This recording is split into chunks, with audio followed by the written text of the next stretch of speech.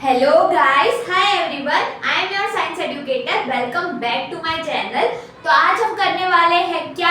आज हम करने वाले हैं क्लास 10th की complete biology with important topics last revision. ठीक है, इसीलिए मैंने इसको नाम दे दिया लास्ट मिनट बायोलॉजी रिवीजन, क्योंकि ये हमारा होगा आखिरी बार। इसके बाद हम करेंगे बेटा, ऐसा नहीं कि मैं तुम्हें पढ़ाना छोड़ दूंगी या बायोलॉजी छोड़ दूंगी, ठीक है, ऐसा नहीं होने वाला है। बट लास्ट मतलब इस सेशन के लिए लास्ट टाइम, ठीक है।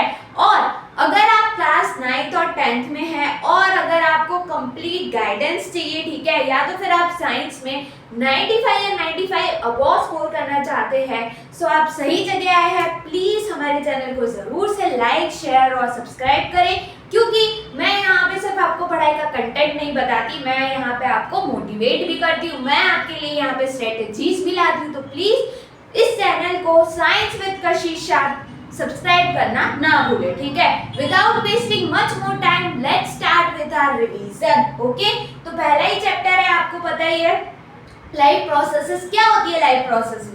तो लाइफ प्रोसेसेस यानी कि ऐसी एसेंशियल एक्टिविटीज जो बेसिकली एक लिविंग ऑर्गेनिज्म परफॉर्म कर रहा है, ठीक है, क्योंकि वो उसकी जो लाइफ है बेसिकली वो सस्टेन कर पाए, सरवाइव कर पाए, उसी को यहाँ पे क्या बोला गया, उसी को लाइफ प्रोसेसेस कहा जाता है, ठीक है। फिर यहाँ पे मेरे को बताया गया है कि अब हम बात करें इंपॉर्टेंट टॉपिक की। देखो ये लास्ट मिनट रिवीजन है बेटा, ठीक है। तो इंपॉर्टेंट पॉइंट्स, इंपॉर्टेंट टॉपिक्स को मैं आपके लिए लेके आई हूँ, एकदम चुन के छान के, कि ऐसा सारे में इंपॉर्टेंट टॉपिक्स तुम्हें बता दूं कि यहाँ से श्योर शॉर्ट क्वेश्चन जो है वो तुम्हें 2026 के बोर्ड्स के पेपर में दिख जाए बेटा, और तुम पूरे नंबर ले जाओ, ठीक है। कैसे नंबर ले जाओ बेटा? पूरे नंबर ले जाओ, ठीक है। तो मोड्स ऑफ न्यूट्रिशन में हम देखते हैं कि दो तरह के मेरे पास मेजरली न्यूट्रिशन देखने को मिलते हैं। कौन कौन से बेटा? एक तो ऑटोट्रॉफिक और एक हेटेरोट्रॉफिक, ठीक है। ऑटोट्रॉफिक का मतलब है ऐसे ऑर्गेनिज्म जो अपना खाना खुद बना लेते हैं बेटा, वो किसी पे डिपेंडेंट नहीं है बेटा, किसी पे डिपेंडेंट नहीं है, वो अपना खाना बोलते हैं कि भाई मैं अपना खाना खुद बना सकता हूँ, मैं सक्षम हूँ, ठीक है, इसीलिए उसको ऑटोट्रॉफिक बोला गया है, ठीक है। और हेटेरोट्रॉफिक मतलब बेटा वो खुद पे डिपेंडेंट नहीं है, ठीक है, मतलब वो दूसरे ऑर्गेनिजम्स पे क्या है, डिपेंडेंट है। किसके लिए बेटा? खाने के लिए, ठीक है। वैसे ही यहाँ पे मेरे को 3 तरह के न्यूट्रिशन हेटेरोट्रॉफिक में भी फर्दर डिवाइड होते हुए देखने को मिलता है, होलोजोइक, पैरासिटिक और सेप्रोफाइटिक, ठीक है। मैम होलोजोइक, ठीक है, तो बेटा टेंशन ना लो। होलोजोइक का मतलब है कि हम जो सॉलिड फूड को इन्गल्फ कर रहे हैं उसी को यहाँ पे होलोजोइक बोला गया है, ठीक है। होलो बेटा, होलो का मतलब ही होता है खाली, ठीक है। पैरासिटिक, पैरासिटिक मतलब पैरासाइट, ठीक है, जिसकी लाइफ जुए हो गए बेटा। अब पैरासाइट भी जो होता है ना वो भी फर्दर 2 में डिवाइड होते हैं। कौन से? एक्सो और एंडो। एंडो का मतलब है जो मेरा होस्ट ऑर्गेनिज्म के अंदर रह रहा है, एक्सो का मतलब है जो होस्ट ऑर्गेनिज्म के बाहर रह रहा है। बट ये मैंने एक्स्ट्रा लिखा है, ये आपको लर्न नहीं करना, पैरासाइट यहाँ तक ही आपको लर्न करना है।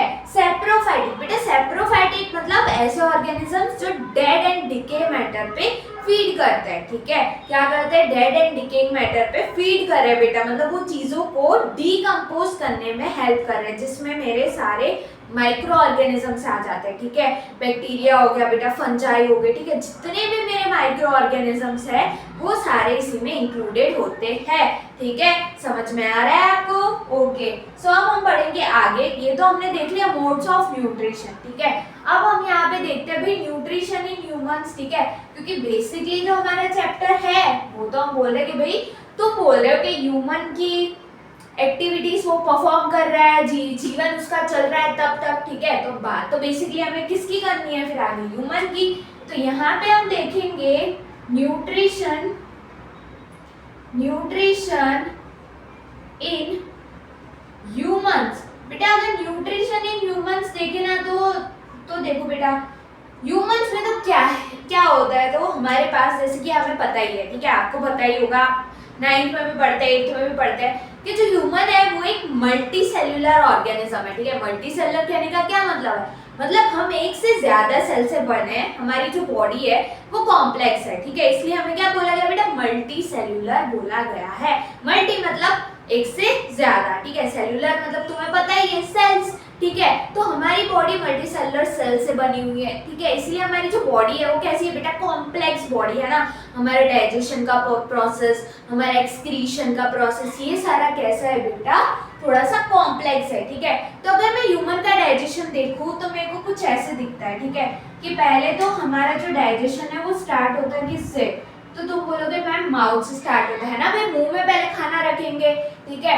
माउथ से कहाँ जाएगा बेटा, माउथ से ये जाता है ईसोफेगस में, ठीक है। ईसोफेगस से कहाँ जाता है, ईसोफेगस से जाता है ये स्टमक में, ठीक है। स्टमक से कहाँ जाता है बेटा, स्टमक से ये जाता है पैनक्रियास के पास, पैनक्रियास से कहाँ जाता है, ये जाता है स्मॉल इंटेस्टाइन के पास, स्मॉल इंटेस्टाइन से लार्ज इंटेस्टाइन के पास, लार्ज इंटेस्टाइन से रेक्टम, रेक्टम से कहाँ गया बेटा, एनस में गया, ठीक है। ये मेरा पूरा पाथवे है, ठीक है। अगर मैं प्रोसेसेस लिखूं तो माउथ में क्या होता है बेटा, माउथ में होता है सबसे पहले तो इंजेक्शन, ठीक है, कि तुमने खाने को लिया, इंजेक्ट किया मुंह में, फिर वो गया ईसोफेगस में, ईसोफेगस में क्या होती है, पेरिस्टलेटिक मूवमेंट, कैसी होती है बेटा, पेरिस्टलेटिक मूवमेंट, यानी कि ये मेरी ईसोफेगस है, कॉन्ट्रैक्ट कर रही है, रिलैक्स कर रही है, कॉन्ट्रैक्ट कर रही है, रिलैक्स कर रही है, ठीक है, इसी को पेरिस्टलेटिक मूवमेंट कहा गया है। तो यहाँ पे सबसे पहले क्या हुआ, इंजेक्शन हुआ, ठीक है, देन पेरिस्टलेटिक मूवमेंट हुई, देन यहाँ पे क्या हुआ, देन यहाँ पे मेरे को देखने को मिला डाइजेशन।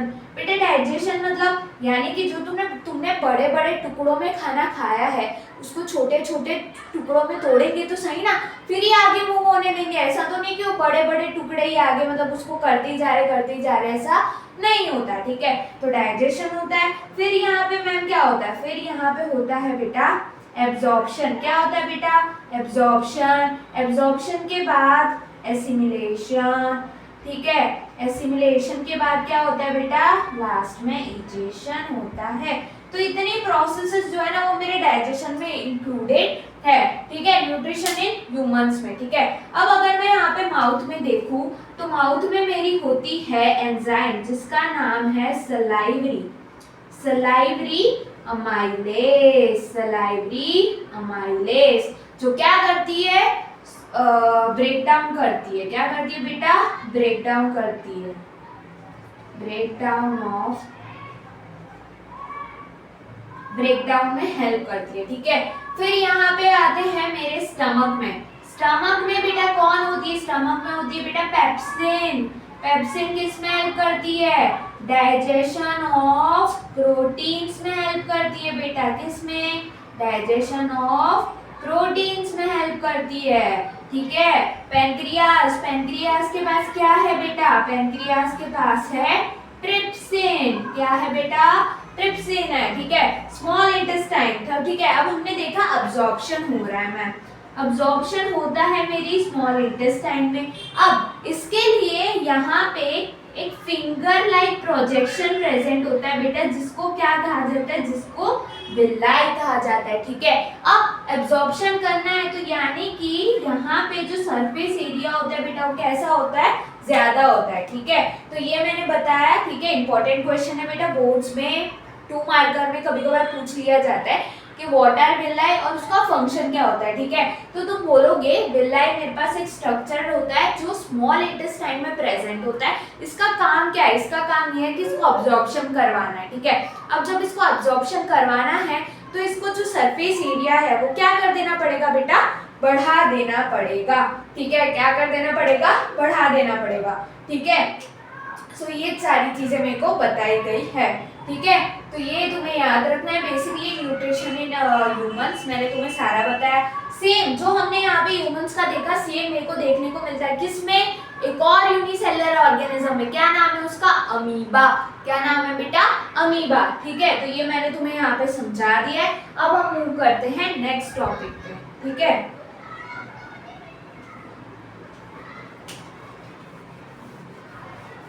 नेक्स्ट यस बेटा, नेक्स्ट टॉपिक में। अब नेक्स्ट टॉपिक क्या है हमारा, ठीक है। तो सबसे पहले हमने यहाँ पे न्यूट्रिशन इन ह्यूमंस देख लिया, ठीक है, अमीबा का भी इसके साथ ही था।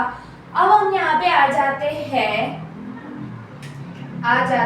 बेटा किस पे, हम आ जाते हैं बेटा रेस्पिरेशन वाले पार्ट पे, किस पे, रेस्पिरेशन पे, ठीक है। अब कई बार ना क्या होता है कि मैंने सुना है कि बच्चों को रेस्पिरेशन, ब्रीथिंग, ये दोनों चीजें ना सेम ही लगती है, ठीक है। मतलब उन्हें लगता है कि ब्रीथिंग को रेस्पिरेशन बोल दिया है, रेस्पिरेशन को मैडम ने ब्रीथिंग बोल दिया है, ठीक है।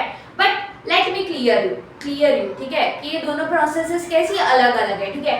ब्रीथिंग का सिंपल मतलब होता है बेटा इनहेलेशन एक्सहेलेशन, सांस लो सांस छोड़ो, ये क्या है मेरी, ये ब्रीथिंग होती है, ठीक है। रेस्पिरेशन का मतलब है जो तुमने खाना खाया, ठीक है, वो ऑक्सीडाइज्ड हुआ, उससे एनर्जी बनी, उस प्रोसेस को क्या बोला है यहाँ पे, रेस्पिरेशन बोला है बेटा। क्या बोला गया है, रेस्पिरेशन है। तो ये मेरा डिफरेंस है ब्रीथिंग में तुम सिंपली इनहेलेशन एक्सहेलेशन कर रहे हो, सांस अंदर बाहर, उसी को ब्रीथिंग बोला है।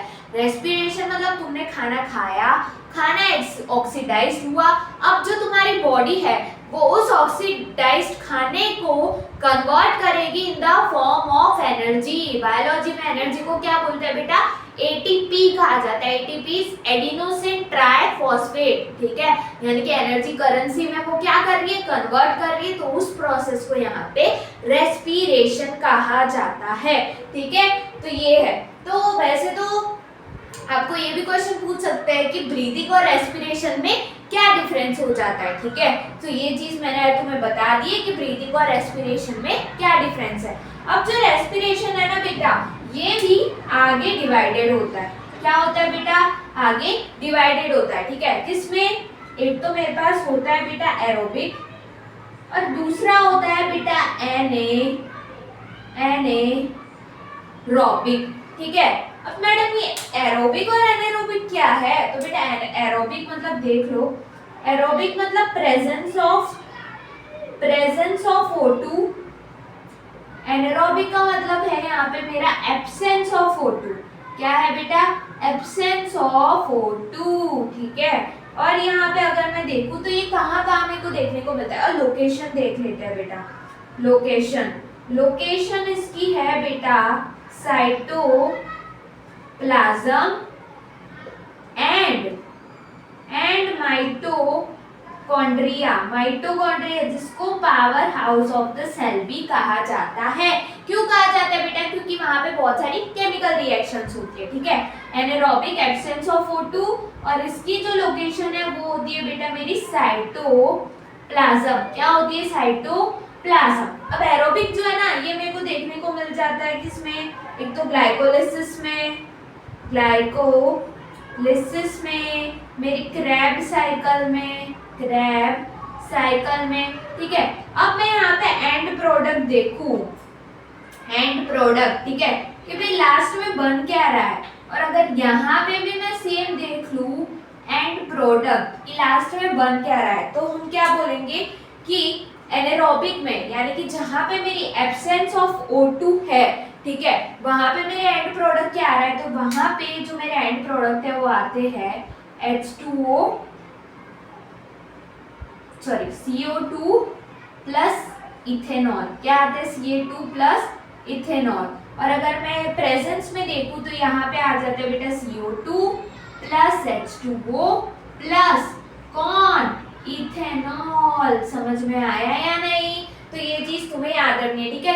कई बार बोर्ड के पेपर में 3 या 2 मार्कर में क्वेश्चन पूछ लिया जाता है कि what is the difference between aerobic and anaerobic respiration. तो आई होप यहाँ पे मैंने लिखा है तो तुम्हें समझ आ गया होगा, ठीक है। तो इसी के साथ अब हम बढ़ते हैं नेक्स्ट टॉपिक की तरफ।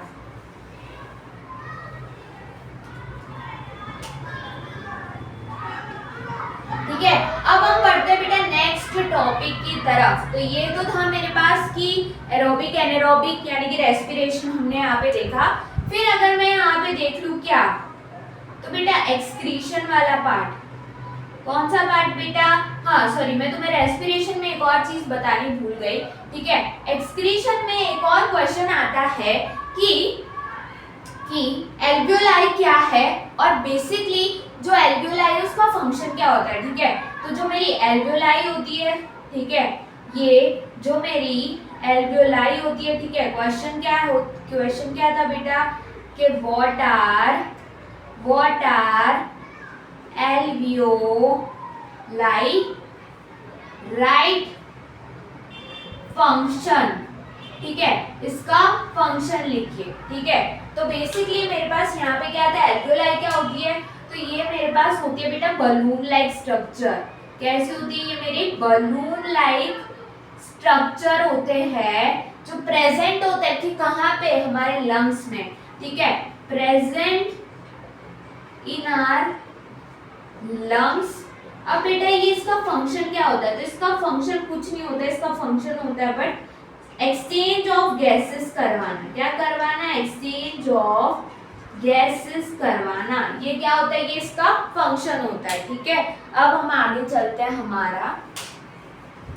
अब हम चलते हैं आगे, और आगे अब हमारे पास चैप्टर का लास्ट टॉपिक जो कि इम्पोर्टेंट है, क्या नाम है उसका नाम है बेटा एक्सक्रीशन, ठीक है। एक्सक्रीशन तुम्हें पता ही है, रिमूवल ऑफ वेस्ट मटेरियल, उसी प्रोसेस को यहाँ पे एक्सक्रीशन कहा जाता है, ठीक है। अब एक्सक्रीशन में बेटा तुम्हारी बुक में स्ट्रक्चर दिया गया है, किसका स्ट्रक्चर दिया गया है मैम, स्ट्रक्चर दिया गया है आपको नेफ्रॉन्स का, ठीक है, ठीक है। किसका स्ट्रक्चर दिया हुआ है, तुम्हें दिया हुआ है स्ट्रक्चर नेफ्रॉन का, ठीक है। तो बोर्ड्स में तो देखो बेटा स्ट्रक्चर तो आता है नहीं, ठीक है, नेफ्रॉन का, बट ऐसा हो सकता है कि शायद तुम्हें पूरा का पूरा डायग्राम दे दे और तुम्हें उसकी लेबलिंग पूछ ले, ठीक है, कि तुम ए बता दो, ए क्या है, बी क्या है, सी किसको लोकेट कर रहा है, कौन सा पार्ट बता रहा है, ठीक है। तो नेफ्रॉन मेरे पास क्या होता है, नेफ्रॉन मेरे पास बेसिकली किडनी में प्रेजेंट होते हैं। कहाँ पे प्रेजेंट है, प्रेजेंट नेफ्रॉन जो होते हैं ये स्मॉल स्ट्रक्चर है, small structure present in kidney, ठीक है। ये मिलियंस में होते हैं बेटा, कितने, मिलियंस इन नंबर में, बहुत सारे नंबर्स में प्रेजेंट होते हैं, ठीक है। अब यहाँ पे तुमसे स्टेप्स पूछ सकते हैं, ठीक है, क्या पूछ सकते हैं बेटा, स्टेप्स पूछ सकते हैं। तो इसमें टोटल 3 स्टेप्स इन्वॉल्व होते हैं। पहला फिल्ट्रेशन, बेटा कि तुमने ब्लड को यहाँ पे पहले क्या करेंगे, फिल्टर करेंगे। सेकेंड बेटा रीएब्जॉर्प्शन, क्या करेंगे, रीएब्जॉर्प्शन करेंगे। और तीसरा मेरा स्टेप होता है विच इज कलेक्टिंग डक्ट, क्या होता है बेटा, कलेक्टिंग डक्ट होता है, ठीक है। तो 3 स्टेप्स मेरे इन्वॉल्व होता है, फिल्ट्रेशन, रीअब्सॉर्प्शन और कलेक्टिंग डक्ट। किस में, स्ट्रक्चर ऑफ नेफ्रॉन में, ठीक है। कहाँ पे प्रेजेंट होता है, तो बेटा किडनी के अंदर प्रेजेंट होता है। और ये जो स्ट्रक्चर है नेफ्रॉन का, ये मेरे को किडनी के अंदर मिलियंस इन नंबर्स में देखने को मिलता है, ठीक है। तो यहीं पे मेरे को लगता है कि हमारा जो फर्स्ट चैप्टर है उसके मोस्ट इंपॉर्टेंट टॉपिक्स जितने भी है मैंने यहाँ पे तुम्हें करवा दिए, ठीक है। ओके, तो अब यहाँ पे देख लो, यहाँ पे ओके, जैसे हाँ ह्यूमंस में मैं तुम्हें वो बोलना भूल गई कि ह्यूमंस के जो हमने डाइजेशन देखा था उसमें बेटा जो मेरा बाइल जूस होता है, बाइल जूस जो बाइल डक्ट से आता है, ठीक है, विच कम्स फ्रॉम, कहाँ से, लीवर, बट सिक्रीट कौन करता है बेटा, सिक्रीट कौन करता है, तो तुम बोलोगे सिक्रीट करता है गॉल ब्लैडर। अब इस बाइल जूस का काम क्या है, तो इसका काम होता है बेटा emulsification of fats, emulsification of fats. अब तुम बोलोगे मैम इमल्सिफिकेशन क्या होता है, तो इमल्सिफिकेशन का मतलब होता है बेटा ब्रेक डाउन, क्या होता है, break down of fat molecules, ठीक है, ये था।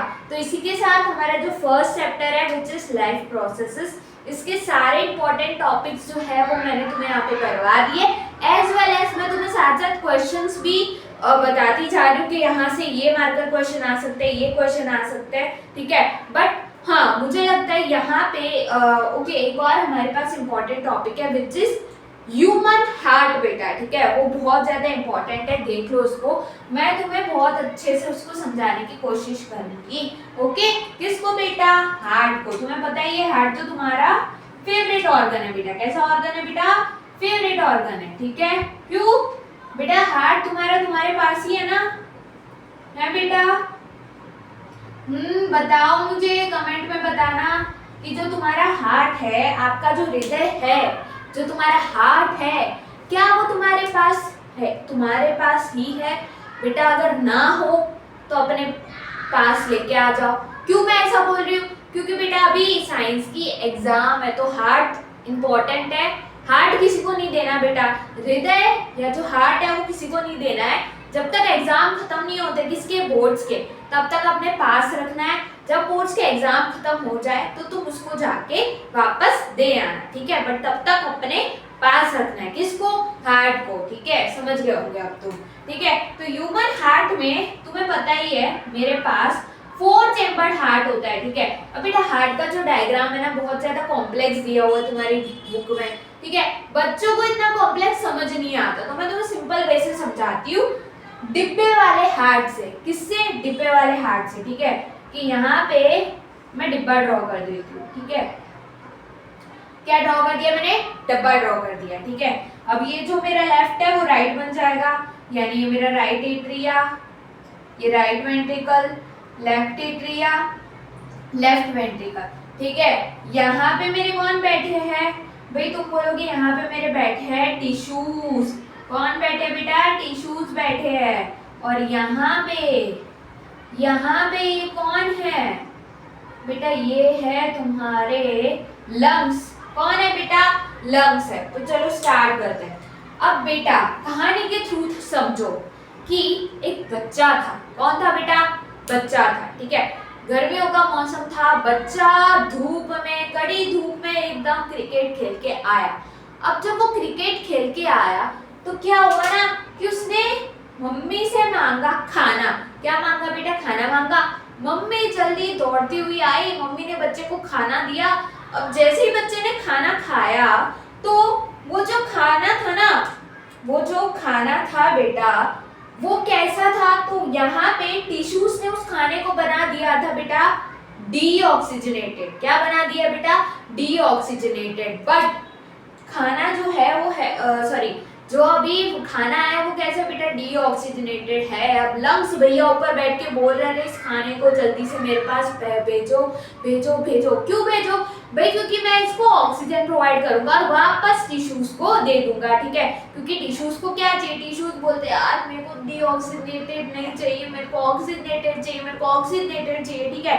तो उसी में चल रही है लड़ाई और बीच में ये फंस गया है अपना हार्ट, ठीक है, ठीक है। तो यहाँ पे देखो क्या हो रहा है बेटा कि यहाँ पे अभी कैसा ब्लड है, टिश्यूज के पास डीऑक्सीजनेटेड ब्लड है, ठीक है। तो जो डीऑक्सीजनेटेड ब्लड है वो सबसे पहले जाता है मेरा राइट एट्रिया के पास, ठीक है, राइट एट्रिया के पास जाता है। अब यहाँ पे 3 कस्प प्रेजेंट है बेटा। क्या प्रेजेंट है, 3 कस्प। ये इसको एट्रियोवेंट्रिकुलर वॉल भी कहा जाता है, एवी वॉल, ठीक है। एट्रियोवेंट्रिकुलर वॉल 3 कस्प प्रेजेंट है। क्यों प्रेजेंट है भाई, कि जो ब्लड है ना मेरा वो एक ही डायरेक्शन में फ्लो करना चाहिए, मतलब बैक फ्लो नहीं करना चाहिए वो, ठीक है। इसीलिए इस वॉल को बेसिकली एक चौकीदार की तरह एक्ट कर रहा है, ठीक है, कि ब्लड एक ही डायरेक्शन में जाना चाहिए, उसको वापस से बैक फ्लो नहीं करना है, ठीक है। तो यहाँ पे 3 कस्प प्रेजेंट होते हैं। अब यहाँ पे ये जो मेरा डीऑक्सीजनेटेड ब्लड है बेटा, ठीक है, ये कहाँ पे गया, ये यहाँ पे डीऑक्सीजनेटेड को ब्लू से दिखा देती हूँ, ठीक है। जा रहा है मेरा राइट एट्रिया के पास, राइट एट्रिया से ये जा रहा है राइट वेंट्रिकल से पार्ट, राइट वेंट्रिकल के पास से बेटा ये गया लंग्स के पास। किसके पास, लंग्स के पास। अब लंग्स भैया ने किया इसको ऑक्सीडाइज करके भेजा इसको लेफ्ट एट्रिया के पास। अब यहाँ पे 3 कस्प है तो यहाँ पे भी बेटा 2 कस्प प्रेजेंट है, ठीक है। अब फिर ये राइट एट्रिया से गया लेफ्ट वेंट्रिकल और देन ये चला गया मेरे टिश्यूज के पास, ठीक है। बेटा या तो 2 या 3 मार्कर में तुमसे क्वेश्चन पूछ सकते हैं, what is the difference between arteries and veins. पूछ सकते हैं कि नहीं पूछ सकते, तो बोलोगे हाँ पूछ सकते हैं, ठीक है। तो यहाँ पे ये जो मेरा डीऑक्सीजनेटेड ब्लड है ये किसके थ्रू आया, तो बेटा ये आया मेरी इंफीरियर वीना केवा के थ्रू। किसके, इंफीरियर वीना केवा। और यहाँ पे ये राइट वेंट्रिकल से लंग्स के पास किसके थ्रू गया, तो बेटा ये गया मेरा पल्मनरी आर्टरी के थ्रू, ठीक है।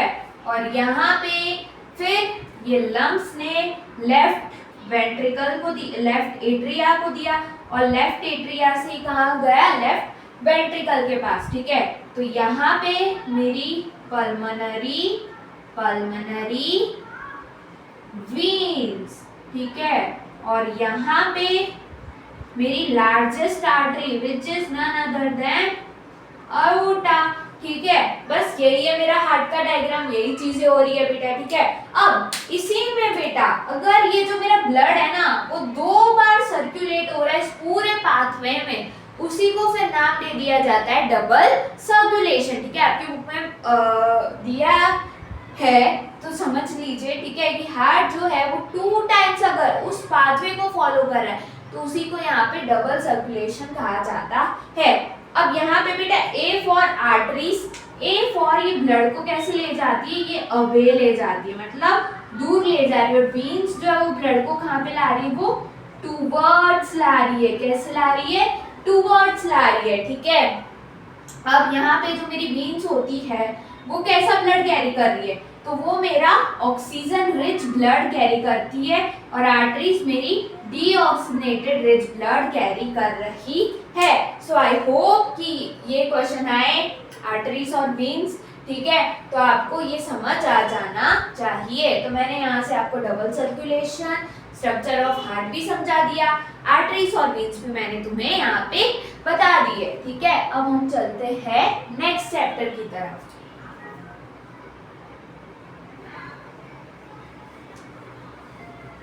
मजा आ रहा है कि नहीं आ रहा भाई, पढ़ रहे हो या नहीं, पढ़ तो रहे होंगे, टेंशन में होंगे, है ना, कि बोर्ड की एग्जाम है, बोर्ड की एग्जाम है, बोर्ड की एग्जाम है। पर जैसे कि तुम्हें पता है बोर्ड की एग्जाम सिर्फ उसका नाम है, हमें नाम से नहीं डरना है, ठीक है। हमें शांति से, जैसे तुम 8th में थे, 9th में थे, स्कूल की एग्जाम देने जाते थे, ठीक है, स्कूल में, वैसे ही तुम्हें यहाँ पे बोर्ड्स की एग्जाम पर अलग सेंटर में, अलग स्कूल में जाके दे के आनी है, डरना नहीं है, ओके।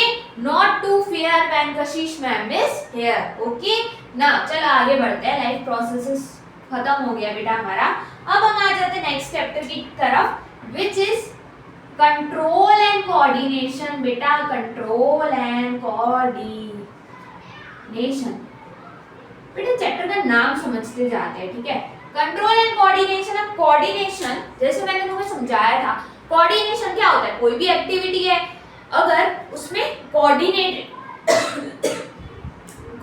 करना, बेसिकली कोई एक सिंगल एक्टिविटी को परफॉर्म करने के लिए ऑर्गन्स का, सिस्टम्स का आपस में एक दूसरे से कोऑर्डिनेट करना, उसी को यहाँ पे कोऑर्डिनेशन बोला गया है, ठीक है। अब यहाँ पे तुम कंट्रोल एंड कोऑर्डिनेशन में देखोगे तो पहला मेरा जो इम्पोर्टेंट टॉपिक आता है वो आ जाता है यहाँ पे मेरा नर्वस सिस्टम।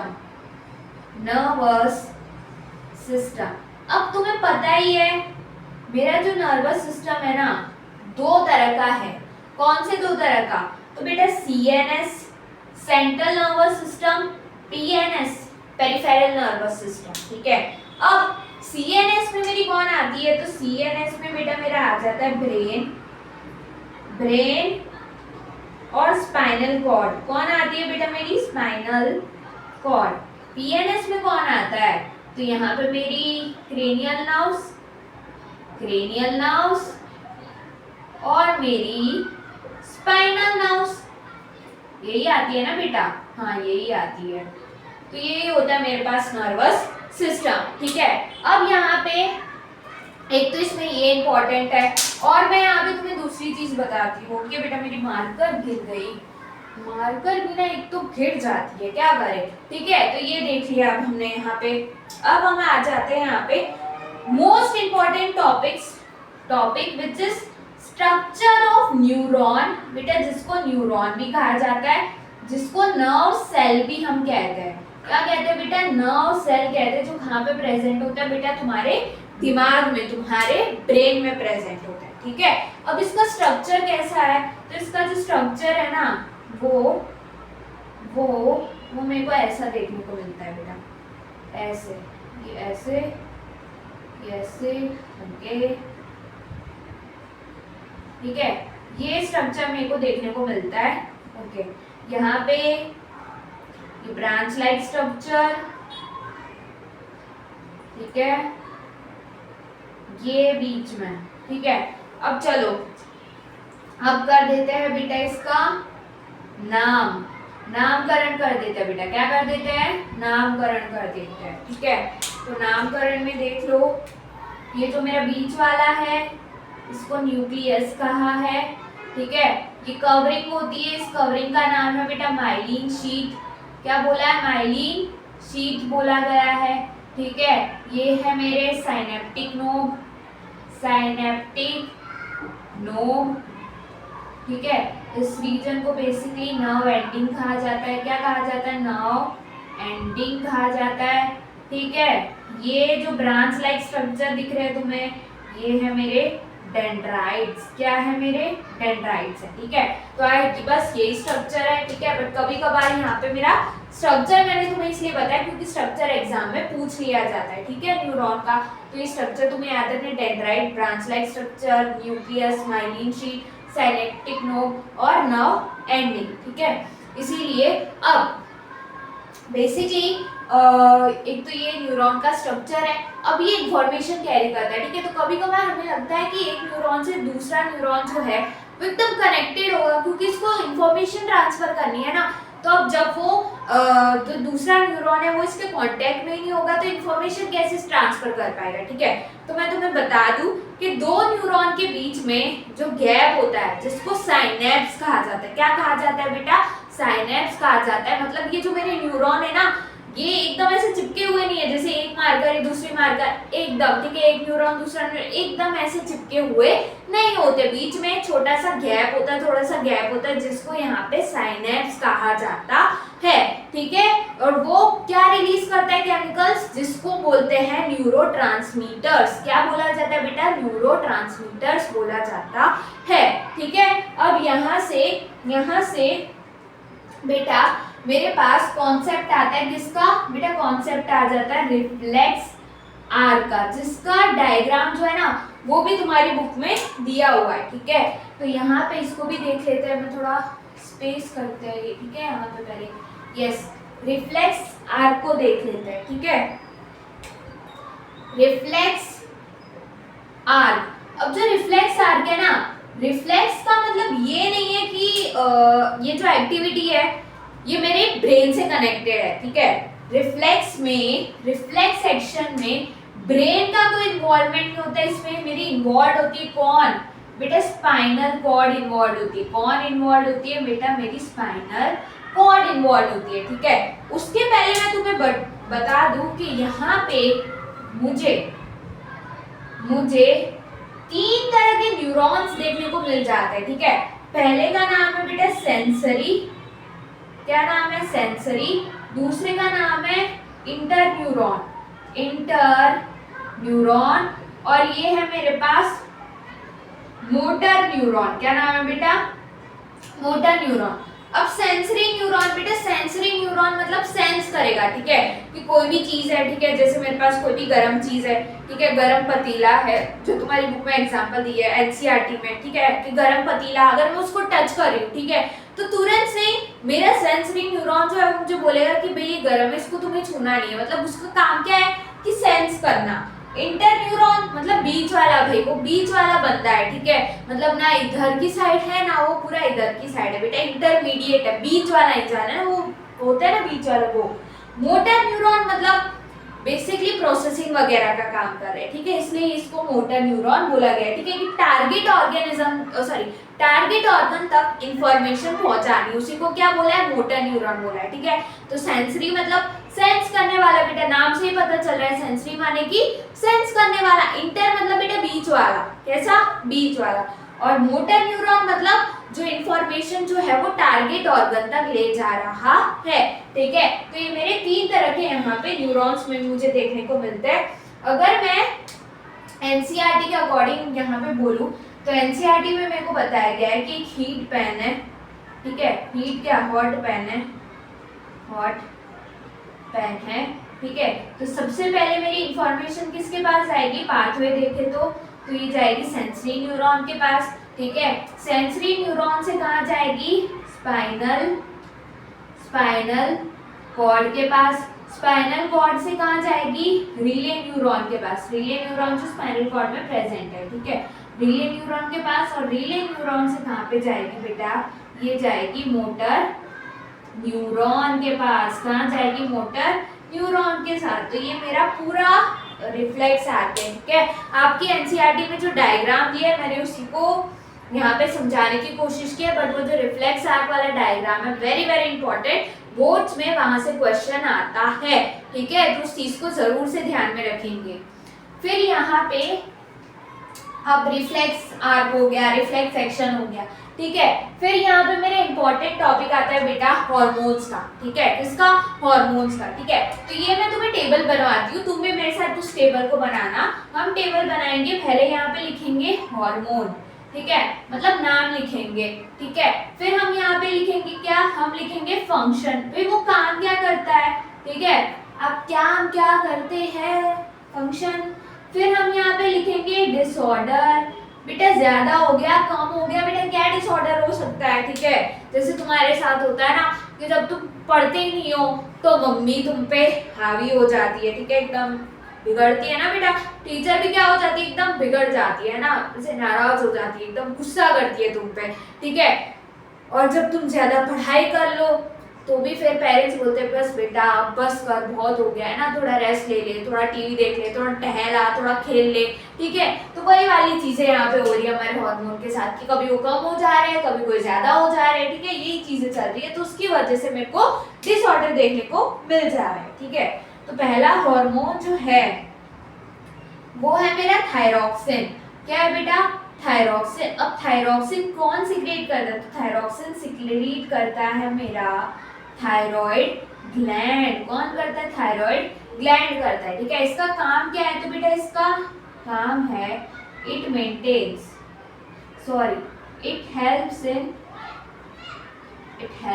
किसमें हेल्प कर रहा है बेटा, ये जो मेरा थायरॉक्सिन है ये हेल्प कर रहा है, it helps in fight and flight, it helps in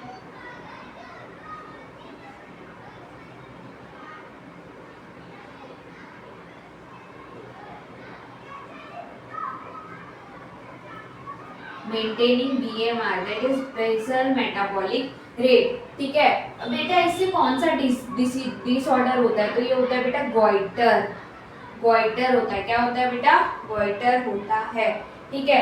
second number में अगर मैं हार्मोन की बात करूं तो वो है मेरे पास ग्रोथ हार्मोन,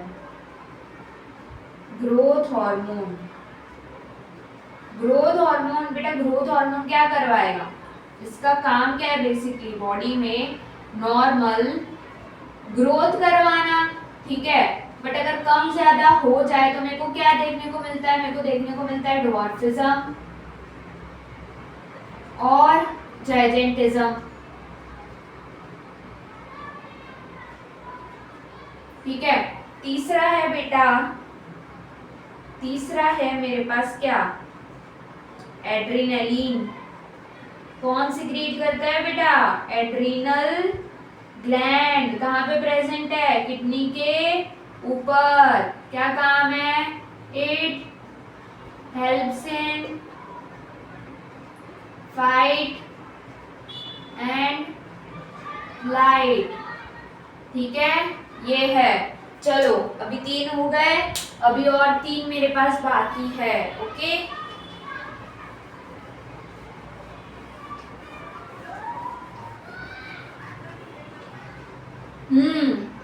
अभी 4th नंबर पे आता है बेटा मेरा इंसुलिन,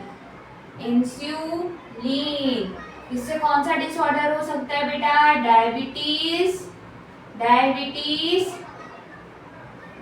स्पेलिंग गलत हो गई, डायबिटीज मेलाइटस, क्या होता है डायबिटीज मेलाइटस। 5th नंबर पे आता है मेरा कौन, मेरा टेस्टोस्टेरोन, टेस्टोस्टेरॉन कहाँ पे देखने को मिलता है? तो सिर्फ मेल्स में बेटा। किन में? मेल्स में। फंक्शन क्या है? तो इसका काम ये है, ड्यूरिंग प्यूबर्टी, बेटा प्यूबर्टी के समय पर बॉडी में क्या आना? चेंजेस। क्या आना बेटा? चेंजेस आना। कौन कौन से चेंजेस? तो हमें पता है मेल्स में क्या क्या चेंजेस आते हैं, ठीक है। एक तो प्यूबिक हेयर का ग्रोथ होना, ठीक है, ऑन बॉडी, ठीक है। फिर इनकी जो आवाज है बेसिकली वो भारी हो जाती है, ठीक है। लड़कों की आवाज तुमने देखी होगी कैसे भारी हो जाती है ना सडनली, तो वैसी आवाज भारी हो जाना, प्यूबिक हेयर ग्रोथ होना, ठीक है। फिर क्या होता है बेटा, ये जो चेस्ट रीजन है ये थोड़ा सा ब्रॉड हो जाता है, ठीक है। मेल्स में आपने जनरली देखा होगा, तो उसका ब्रॉड हो जाना, ठीक है। ये सारे चेंजेस मेरे को देखने को मिलते हैं कब? प्यूबर्टी में। और 6 नंबर पे आता है बेटा ईस्ट्रोजन। ईस्ट्रोजन बेटा टेस्टोस्टेरोन कौन सीक्रेट कर रहा है? ईस्ट्रोजन कौन कर रहा है? ओवरी कर रही है ना। इसका भी काम क्या है? इसका काम ये है इन फीमेल्स, इसका भी सेम काम है कि प्यूबर्टी के टाइम पे गर्ल्स में चेंजेस आ जाना, ठीक है। जैसे मेंस्ट्रुअल साइकिल का स्टार्ट होना, ओके। फिर वो प्यूबिक रीजन पे हेयर ग्रोथ हो, तो दोनों में ही कॉमन है, मेरे को दोनों में देखने को मिलता है, मेल्स एंड फीमेल्स में। स्टार्टिंग ऑफ मेंस्ट्रुअल साइकिल, ठीक है। जो लड़कियों की जो थोड़ी आवाज है ना वो बेटा थोड़ी हाई पिच हो जाती है ना, थोड़ी तीखी हो जाती है बेसिकली, ठीक है। तो वॉइस चेंज होना, ठीक है। गर्ल्स में बेसिकली बॉडी शेप चेंज होना, ठीक है। डेवलपमेंट ऑफ ब्रेस्ट में को यहाँ पे देखने को मिल जाता है, ठीक है। तो ये सारी चीजें मैंने तो आपको बता दी है कि कौन से हार्मोन्स है, कौन सीक्रेट कर रहा है, ठीक है, क्या फंक्शन है, क्या डिसऑर्डर है। तो इसी के साथ अब हम बढ़ते हैं आगे, ठीक है।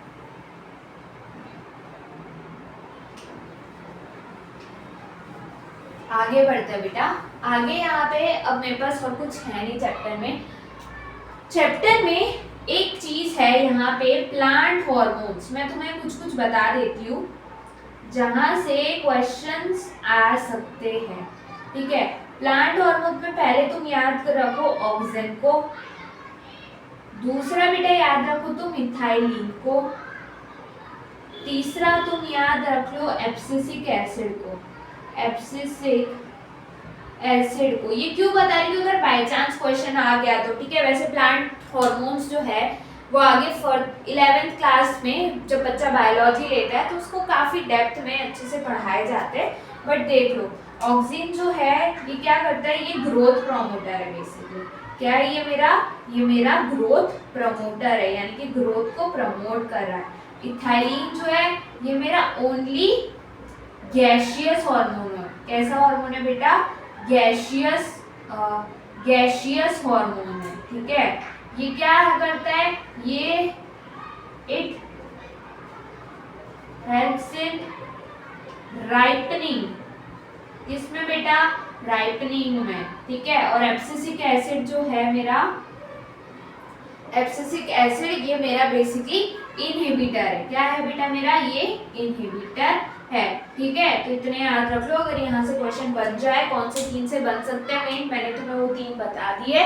इसी के साथ ये जो मेरा चैप्टर है कंट्रोल एंड कोऑर्डिनेशन ये भी यहाँ पे खत्म होता है। अब हम आ जाएंगे कहाँ पे? अब हम आ जाते हैं बेटा तुम्हारे फेवरेट चैप्टर की तरफ, which is none other than reproduction. बेटा बायोलॉजी में तुम्हारा रिप्रोडक्शन के अलावा कोई फेवरेट चैप्टर हो सकता है? नहीं हो सकता, ठीक है। मुझे पता ही है बेटा, मुझे छुपाने की जरूरत नहीं है, ठीक है। कि तुम्हारा फेवरेट चैप्टर है कौन सा? रिप्रोडक्शन। तो तुम्हारे फेवरेट चैप्टर को स्टार्ट करते हैं, which is how do organisms reproduce. How do organisms reproduce, ठीक है। कैसे रिप्रोड्यूस कर रहा है ये देखेंगे। इसमें जो मैं अभी फ्लो चार्ट बना रही हूँ ना वो बहुत ज्यादा इंपॉर्टेंट है, वहां से क्वेश्चन आ सकता है, ठीक है। फ्लो चार्ट अभी हम बनाएंगे किसका? असेक्सुअल रिप्रोडक्शन का, ठीक है। इससे पहले मैं तुम्हें बता दूं कि क्वेश्चन 2 या 3 मार्कर में ये भी आ सकता है कि what is the difference between sexual and asexual reproduction, ठीक है। तो सेक्सुअल में मेरे को 2 पेरेंट्स चाहिए होते हैं, ठीक है, मेल एंड फीमेल। असेक्सुअल में एक पेरेंट का इन्वॉल्वमेंट होता है, ठीक है। सेक्सुअल में मेरे को फर्टिलाइजेशन देखने को मिलता है, जबकि असेक्सुअल में मेरे को फर्टिलाइजेशन देखने को नहीं मिलता है। असेक्सुअल में जो मेरी ऑफस्प्रिंग बनती है उसको क्लोन कहा जाता है। क्यों मैंने क्लोन बोला? क्योंकि वो डायरेक्टली आइडेंटिकल होती है पेरेंट्स से, ठीक है, इसलिए असेक्सुअल में उसको क्लोन कहा जाता है, जबकि सेक्सुअल में मेरे को वेरिएशन देखने को मिलती है, ठीक है। वही असेक्सुअल जो होता है वो एकदम फास्ट होता है, ठीक है। जो मेरा सेक्सुअल है वो मेरा स्लो प्रोसेस है, क्योंकि वहां पे मेरे को 9 मंथ्स का जेस्टेशन पीरियड भी देखने को मिलता है, ठीक है। समझ में आया? तो ये मैंने कुछ डिफरेंसेस बताया। अगर क्वेश्चन आ जाए difference between sexual and asexual, ठीक है। अब असेक्सुअल रिप्रोडक्शन में भी बेटा बहुत सारे टाइप्स है, ठीक है। पहला तो मेरा आता है यहाँ पे बाइनरी फिजन। क्या आता है बेटा? बाइनरी फिजन आता है, ठीक है। ये भी मेरे पास दो तरह का होता है बेटा, इर्रेगुलर और ट्रांसवर्स, इर्रेगुलर और ट्रांसवर्स। दूसरा यहाँ पे मेरे पास आता है बडिंग। क्या आता है बेटा? बडिंग आता है, ठीक है। और यहाँ पे थर्ड वन मेरे पास आ जाता है फ्रेगमेंटेशन। क्या आता है? फ्रेगमेंटेशन आता है, ठीक है। और यहाँ पे फोर्थ नंबर पे मेरे पास बाइनरी फिजन हो गया, बडिंग हो गया, फ्रेगमेंटेशन हो गया, स्पोर फॉर्मेशन बेटा। क्या आता है मेरे पास यहाँ पे? Spore formation. एक और रह गया बेटा, कौन सा? Multiple fission. क्या रह गया बेटा? मल्टीपल फिजन, ठीक है, मल्टीपल फिजन। अब देखो यहाँ पे एग्जांपल्स मैं व्यू से लिखती हूँ तो तुम्हें समझ में आए, ठीक है। बाइनरी फिजन मतलब एक पेरेंट से दो डॉटर सेल बन रही है, ठीक है। बाय मतलब टू, ठीक है। नेरी मतलब डिवाइड हो रहा है, ठीक है। यानी कि एक पेरेंट से दो डॉटर सेल बन जा रही है, इसीलिए इसको बाइनरी फिजन बोला है, ठीक है। इसका एग्जांपल जो है ये दो तरह का होता है, इरेगुलर का यहाँ पे मेरे पास एग्जांपल आता है अमीबा। ट्रांसवर्स का एग्जांपल आता है इसका प्लाज्मोडियम, सॉरी पैरामीशियम। क्या आता है बेटा? पैरामीशियम, ठीक है। बर्डिंग में मेरा एग्जांपल आता है किसका? हाइड्रा का। फ्रेगमेंटेशन में एग्जांपल किसका आता है? स्पाइरोगायरा, ठीक है।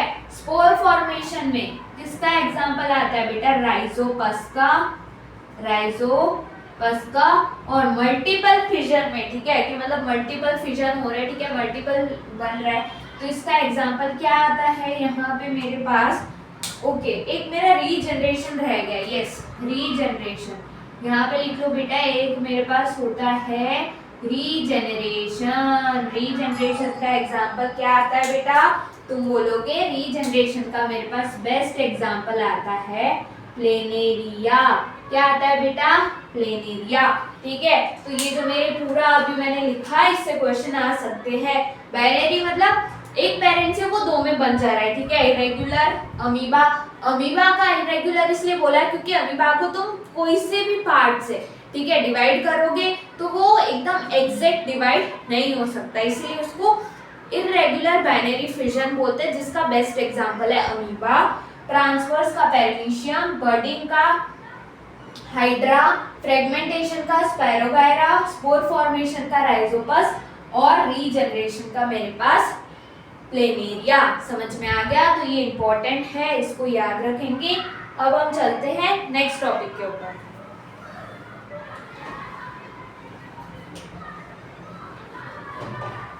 यस, नेक्स्ट टॉपिक क्या है बेटा? Next topic. अब हम नेक्स्ट टॉपिक में मेरे पास आ जाता है क्या? नेक्स्ट टॉपिक तो अब मेरे पास आता है दैट इज मेंस्ट्रुअल साइकिल। क्या आता है बेटा? मेंस्ट्रुअल साइकिल का, ठीक है। अब मेंस्ट्रुअल साइकिल, ठीक है, अभी हमने देखा किसमें मेरे को देखने को मिल रही है? मेरे को देखने को ये मिल रही है फीमेल्स में, ठीक है। तो कितने दिन की होती है? तो बेटा वेरी करता है, ठीक है। 28 डेज की भी हो सकती है, किसी की 30 की भी होती है, किसी की 32 की भी हो सकती है, ठीक है। बट इसकी जो स्टार्टिंग होती है, स्टार्टिंग, उसको हम बोलते हैं मीनार। क्या बोलते हैं? मीनार बोलते हैं बेटा। जो एंडिंग होती है, जो होती है 50 ईयर्स पे भी हो सकती है, या 48 यानी कि -+2 ज्यादा भी हो सकता है, इसको क्या बोलते हैं? मेनोपॉज बोलते हैं। क्या बोलते हैं बेटा? मेनोपॉज बोलते हैं, ठीक है। जनरली मेरे को ये देखने को मिलती है एप्स में, ह्यूमंस में और मंकीज में, ठीक है। ये होती है मेरे पास मेंस्ट्रुअल साइकिल, ठीक है। अब यहाँ से मेरे को दो रिप्रोडक्टिव सिस्टम भी देखने को मिलते हैं, तो मेल और फीमेल, ठीक है। दोनों ही मेरे पास कैसे है? इंपॉर्टेंट है। बट यहाँ पे फीमेल रिप्रोडक्टिव सिस्टम से बहुत बार क्वेश्चन पूछे जाते हैं। या तो तुम्हें डायग्राम दे देंगे बेटा, ठीक है, और तुम्हें बोल देंगे कि हाँ, तुम्हें डायग्राम दे देंगे, तुम्हें बोलेंगे इसको लेबल करो, ए पार्ट कौन सा है, बी कौन सा है, सी कौन सा और डी कौन सा है, तो वो चीज भी तुम्हें याद रहनी चाहिए, ठीक है। तो जनरली ये मेरा कैसा दिखता है? तो कुछ यहाँ पे ऐसे मेरे फिंगर लाइक प्रोजेक्शंस होते हैं, ठीक है।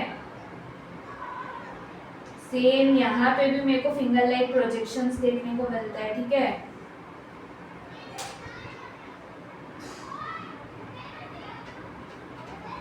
तो तुम्हें बता देंगे कि ए पार्ट कौन सा है, बी कौन सा है, सी कौन सा और डी कौन सा है, ठीक है। और जो यहाँ पे मेरा फर्टिलाइजेशन है, फर्टिलाइजेशन वो कौन से वाले पार्ट में होता है? तो ये होता है बेटा फैलोपियन ट्यूब में। कहाँ पे? फैलोपियन ट्यूब में, ठीक है। तो ये मेरी साइट ऑफ फर्टिलाइजेशन हुई, या इसको एम्प्यूला बोलते हैं। क्या बोलते हैं? एम्प्यूला। और जो बर्थ है, बर्थ बेटा वो कहाँ होता है? यूट्रस में, जिसको वूम्ब भी कहा जाता है, ठीक है। यहाँ से एक और क्वेश्चन बनता है। क्वेश्चन क्या बनता है बेटा? क्वेश्चन बनता है what is placenta, what are the function of placenta. बेटा काम क्या है इसका? फंक्शन ऑफ प्लेसेंटा, ठीक है। तो बेटा सिंपली प्लेसेंटा होता क्या है मेरे पास? तो प्लेसेंटा मेरे पास होता है एक टिश्यू है, ग्रुप ऑफ टिश्यूज हम बोल सकते हैं, ठीक है। कनेक्टिंग लिंक बिटवीन किसके? मदर एंड फीटस बोल सकते हैं। काम क्या है? तो इसका काम है एक्सचेंज ऑफ गैसेस करवाना, एक्सचेंज ऑफ गैसेस, और जो वेस्ट प्रोडक्ट है, वेस्ट प्रोडक्ट को बेटा बाहर फेंकना, किसकी बॉडी से? फीटस टू मदर की बॉडी के साथ। समझ आया? क्या काम है? एक्सचेंज ऑफ गैसेस और वेस्ट प्रोडक्ट को रिमूव करना from foetus to mother body, ठीक है। तो ये है यहाँ पे मेरे पास मेंस्ट्रुअल साइकिल, ठीक है। अब आगे एक और इम्पोर्टेंट टॉपिक आता है which is none other than reproductive health. कौन सा? रिप्रोडक्टिव हेल्थ, ठीक है। अब रिप्रोडक्टिव हेल्थ में बेटा क्या है? रिप्रोडक्टिव हेल्थ में डिसीज, ठीक है, जो यहाँ से मेरी बैक्टीरिया से हो रही है, कुछ यहाँ पे मेरी वायरस से हो रही है बेटा, कुछ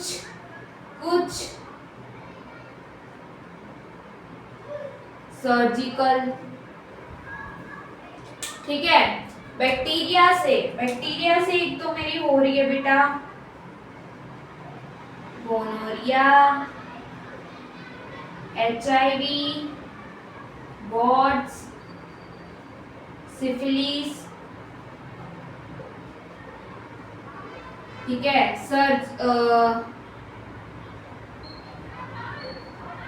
बैक्टीरिया से गोनोरिया, ठीक है। अब रिप्रोडक्टिव हेल्थ में बेटा मेरे को दो कॉन्ट्रासेप्टिव मेथड, ठीक है, कॉन्ट्रासेप्टिव मेथड देखने को मिलती है, ठीक है। जिसको सर्जिकल मेथड भी बोलते हैं, सर्जिकल मेथड। इनका नाम है वेसेक्टोमी और ट्यूबेक्टोमी। समझ आ गया? तो ये है मेरे पास बैक्टीरिया से, वायरस से और कॉन्ट्रासेप्टिव मेथड्स, ठीक है, कैसे ठीक कर सकते हैं, ठीक है बेटा, किसको, मेल और फीमेल में, ठीक है। सर्जिकली काफी एक्सपेंसिव होती है ये, और इसमें थोड़े रिस्क भी कैसे होते हैं, ज्यादा होते हैं, ठीक है। तो इसी के साथ जो मेरा थर्ड चैप्टर है, which is your favourite chapter, how do organisms reproduce, वो भी यहाँ पे मेरा खत्म हो जाता है। अब हम आ जाते हैं हमारे फोर्थ चैप्टर की तरफ, which is hereditary, sorry heredity बेटा, हेरिडिटी, ठीक है बेटा, हेरिडिटी के पास आ जाते हैं। अब हेरिडिटी क्या होता है? तो transmission of characters from parents to progeny, उसी प्रोसेस को यहाँ पे हेरिडिटी कहा जाता है, ठीक है। तो हेरिडिटी में सबसे इंपॉर्टेंट बात तो है हमारी किसके, सबसे इंपॉर्टेंट है हेरिडिटी में मेरे पास मेंडल। मेंडल का पूरा नाम ग्रिगोर जोनेन मेंडल। क्या नाम है बेटा? ग्रिगोर जोनेन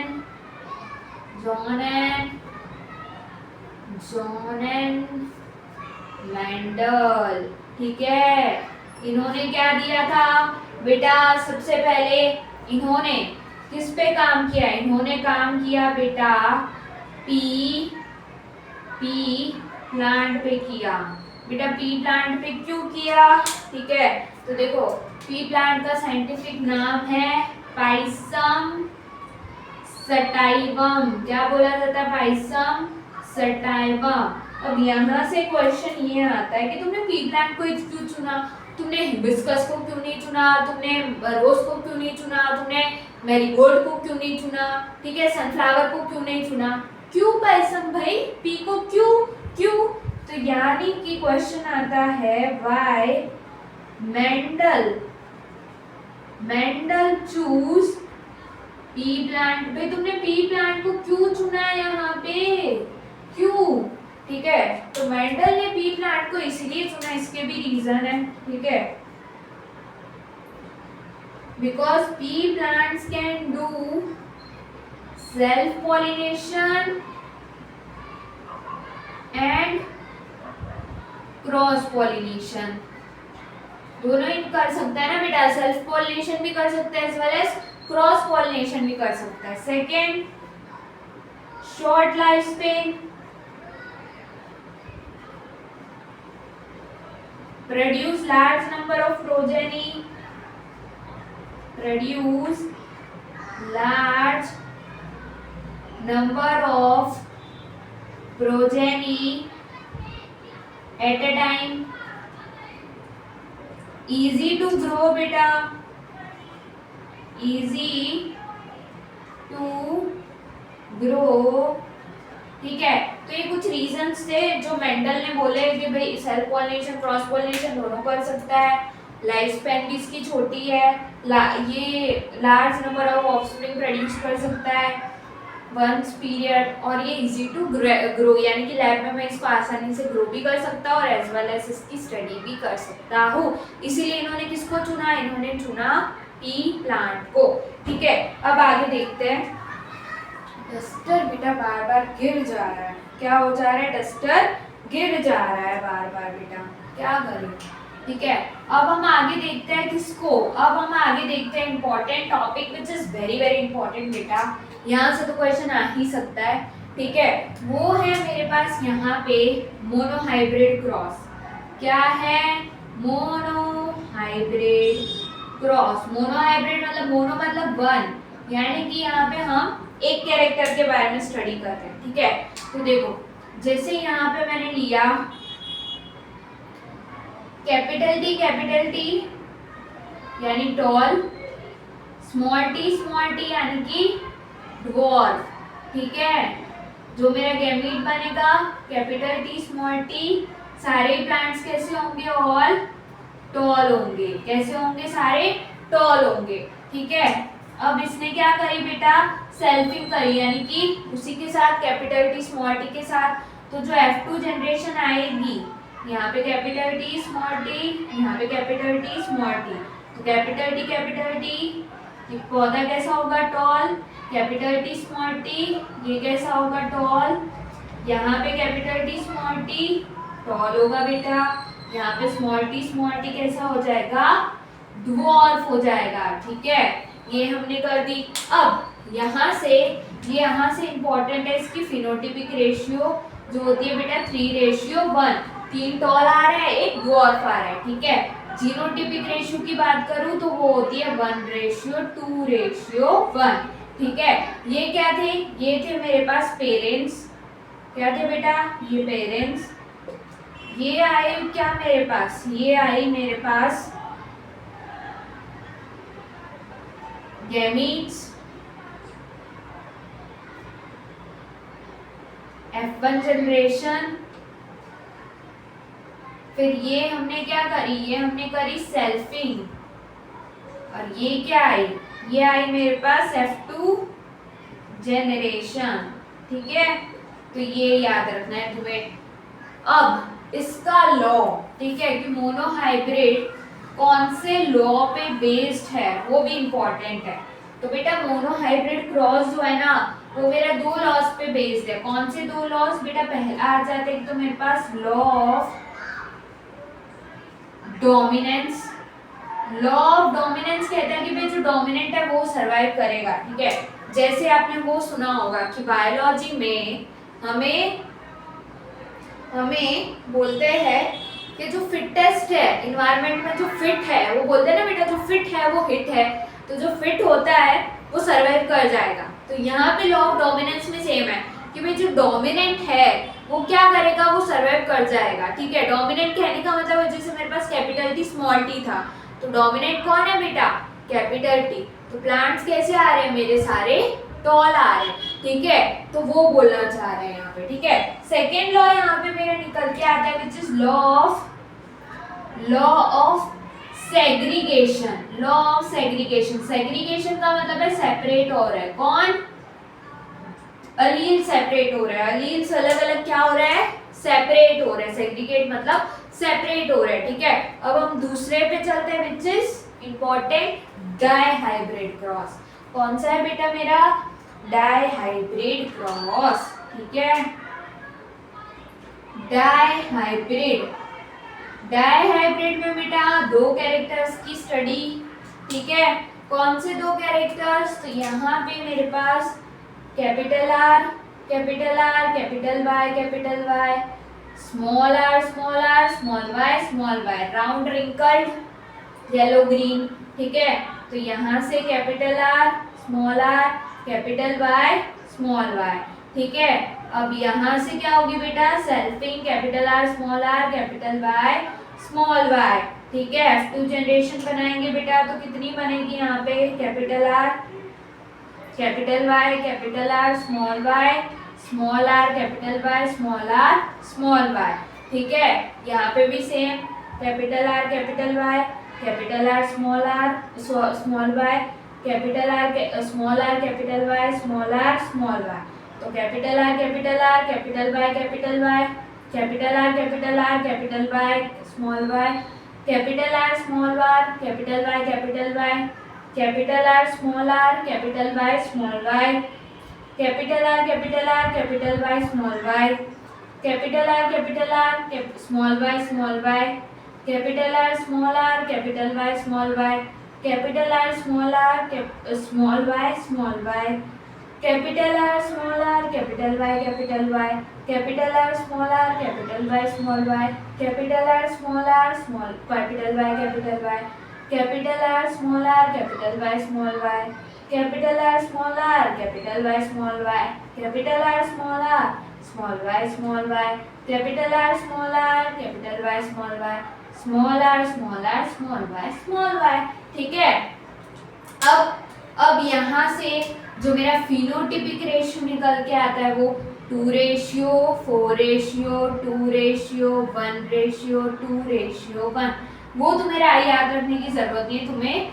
सॉरी, यहाँ से मेरा फिनोटिपिक जो रेशियो है, फिनोटाइप बेटा, ये है 9:3:3:1। ठीक है, ये तुम्हें याद रखना है। ठीक है, कौन सा ये मेरा डायहाइब्रिड क्रॉस हुआ। क्या स्टडी किया हमने, राउंड रिंकल, येलो या ग्रीन। ठीक है, पॉड शेप और पॉड कलर। ठीक है, अब डायहाइब्रिड क्रॉस से जो मेरा लॉ आता है वो आता है बेटा law of independent assortment. Law of independent assortment. Independent assortment कहने का मतलब है कि जो मेरे जीन्स है, जो मेरे अलील्स है, वो इंडिपेंडेंटली क्या करेंगे, असॉर्ट करेंगे। ठीक है, इसीलिए यहाँ पे जो मेरे डायहाइब्रिड क्रॉस है उस पे मेरा लॉ बेस्ड है, लॉ ऑफ इंडिपेंडेंट असॉर्टमेंट। ठीक है, इसी के साथ यहाँ पे ये जो मेरा चैप्टर है विच इज हेरिडिटी, वो यहाँ पे बेटा खत्म होता है। ठीक है, अब हमारे पास बस एक लास्ट चैप्टर बचा है विच इज इन्वायरमेंट। क्या बचा है बेटा, इन्वायरमेंट। ठीक है, तो आ जाओ, आ जाते हैं बेटा इन्वायरमेंट की तरफ। इसमें क्या इंपॉर्टेंट है, तो इसमें इंपॉर्टेंट है डिफरेंस बिटवीन फूड चेन और फूड वेब। फूड चेन क्या होती है मेरी फूड चेन, तो फूड चेन मेरे पास होती है एक सीक्वेंस है ना बेटा। फूड चेन क्या है मेरी, एक प्रॉपर सीक्वेंस है। ठीक है, प्रॉपर मेरा एक सीक्वेंस है, और ये क्या है, ये मेरा सीक्वेंस नहीं है। ठीक है, ये मेरा क्या है, एक तो ये मेरा इंटरकनेक्टेड होता है। ठीक है, ये मेरा एक सीक्वेंस है और ये मेरा होता है इंटरकनेक्टेड। कैसा होता है बेटा, इंटरकनेक्टेड होता है। ठीक है, मतलब आपस में कनेक्टेड है, और ये एक सीक्वेंस है। जैसे कि एक ग्रास है, ग्रास को किसने खाया, ग्रास को खाया रैट ने, रैट को खाया कैट ने, कैट को खाया लायन ने। ठीक है, तो ये मेरी फूड चेन है, और फूड वेब मतलब वो आप ऑर्गेनिजम्स आपस में जिसके अंदर इंटरकनेक्टेड है। ठीक है, ये एक टॉपिक मेरे इंपॉर्टेंट है फूड चेन और फूड वेब का। तो एक और चीज है मेरी यहाँ पे इंपॉर्टेंट है which is difference between biodegradable and non biodegradable. Difference between biodegradable और यहाँ पे नॉन बायोडिग्रेडेबल। बायोडिग्रेडेबल यानी कि जिसपे जो मेरे डिकम्पोजर्स है वो एक्ट कर सकते हैं। ठीक है, और नॉन बायोडिग्रेडेबल यानी कि उस चीज को वो एक्ट नहीं कर पा रहे। ठीक है, बायोडिग्रेडेबल यानी कि जैसे कि मेरा वेजिटेबल वेस्ट हो गया। ठीक है, यानी कि जिसपे जो मेरे डिकम्पोजर है ना वो एक्ट कर पा रहे। ठीक है, और नॉन बायोडिग्रेडेबल यानी कि जैसे मेरा प्लास्टिक हो गया। ठीक है, जो मिलियंस ऑफ इयर्स तक आपने देखा होगा प्लास्टिक जो होता है ना वो एज इट इज पड़ा रहता है। ठीक है, मतलब जो डिकम्पोजर्स है वो उस पर एक्ट नहीं कर पाते, वो होता है मेरा नॉन बायोडिग्रेडेबल वेस्ट। बायोडिग्रेडेबल मतलब जो डिकम्पोजर्स, जो माइक्रो ऑर्गेनिजम्स है वो उस पर एक्ट कर पा रहे हैं। ठीक है, इसी के साथ यहाँ पे जो मेरी कंप्लीट बायोलॉजी है वो यहाँ पे खत्म हो जाती है। ठीक है, तो मैंने जितने भी इम्पोर्टेंट टॉपिक्स, जितने भी इम्पोर्टेंट क्वेश्चंस मुझे लगे हैं वो मैंने आपको इस वीडियो के थ्रू समझाने की कोशिश की है। तो आई होप ये जो वीडियो है वो आपके हेल्पफुल रहा होगा। अगर वीडियो अच्छा लगा so please don't forget to like, share and subscribe. ठीक है, और अब हम मिलेंगे, अभी तो हम नहीं मिलेंगे बिकॉज हमारी साइंस की जो मैराथन्स है, वन शॉट सीरीज भी कंप्लीट हो गई थी बायोलॉजी की, और अभी आपके एग्जाम है साइंस की। तो उसके पहले भी मैंने आपको कंप्लीट बायोलॉजी का with important topics, important questions के साथ ये लेक्चर दे दिया है। ठीक है, सो आई होप कि आपकी जो एग्जाम है वो बहुत अच्छी हो and wish you best of luck for your exam. और वो रिश्तेदार या वो लोग जो तुम्हें कहते थे कि तुम नहीं पढ़ते, तुम्हारा कुछ नहीं हो पाएगा, ठीक है, तुम्हें एग्जाम में, बोर्ड के एग्जाम में फोड़ के आना है उन रिश्तेदारों को, उन लोगों को जो तुम्हें बोलते थे ये कोई काम का नहीं है, ये ऐसे ही बैठे रहता है, टाइम पास करता है, उन्हें दिखा देना है कि देखो मैंने क्या किया है। ठीक है, तो wish you all the best for your exam. फोड़ के आना है, बोर्ड 2026 तुम्हारा होगा। ठीक है, with this I end up my lecture. Thank you everyone.